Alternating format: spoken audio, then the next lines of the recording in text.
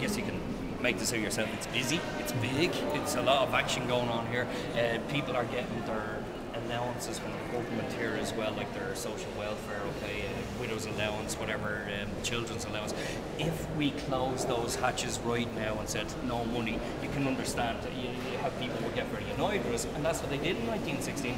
The women were lining up getting their separation allowance. It had just opened at 12 noon, and then in come the lads and stop any money being given out. And that's one reason why initially those women would be very vociferous in their denouncing of this uprising. They're outside screaming blue murder at them, okay? First thing they did was smashed all the windows and barricaded themselves in. They'd get, like today, you look around, you grab whatever you can, a big old desk or leather-bound ledgers and journals. Like there's hundreds of these books, and they use them like a little stairwell, stack them up into the windows as well, and loophole them, because they expected there would be loads of full frontal assaults on the building. In truth, there's really only one when the Lancers came trotting down the road on horseback, and everybody outside who wasn't involved ran away, but as they ran away they were shouting at the boys and girls in here, these will sort you out. That shows what side they were on, Joe Public if you will.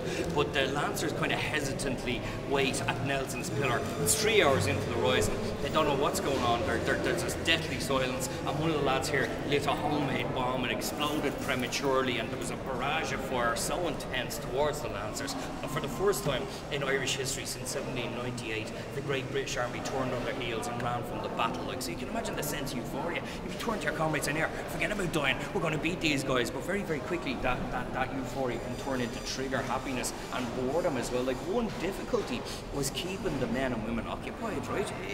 You got a body of, look, remember when you were in school, right? Your teacher never says to you, do your own thing for a few hours. I'm going to the staff room for a cup of coffee and a smoke, right? Because it starts with someone flicking someone in the ear, and then 2 minutes later the whole school is on fire. So you're kept occupied, and it's the same in an army, or be it an amateur army or be it a professional.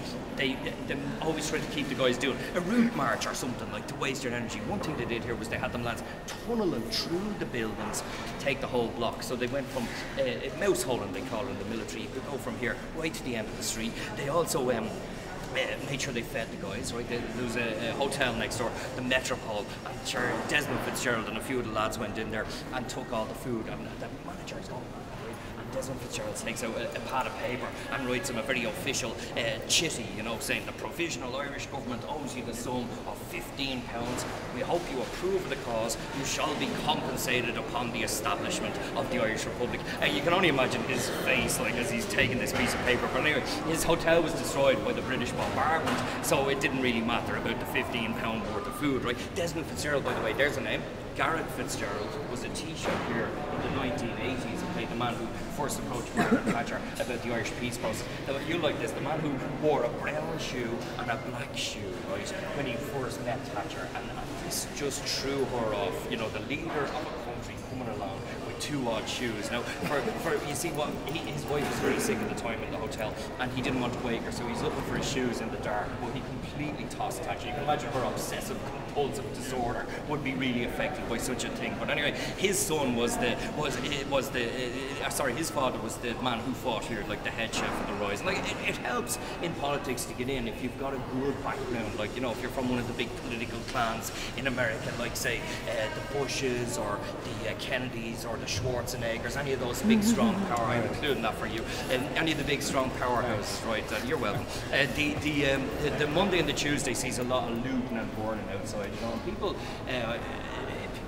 sometimes would get very annoyed at those people who did that, but I have to say, you know, they had nothing, right? They had nothing, they were dirt poor, so you can understand why they would grab stuff with the disappearance of the cops, and there'd be stuff that they could never wear, like, you know, fur coats and stuff like that, right? But a joke for years, like, say, in our house was, if you had a new suit, you go down to your grandmother's and show her off, right, and she'd be feeling it and pulling at the stitching, and then she'd whisper conspiratorially into your ear, did you get that in the Rise? And you know, anything good they got was from 1916, okay?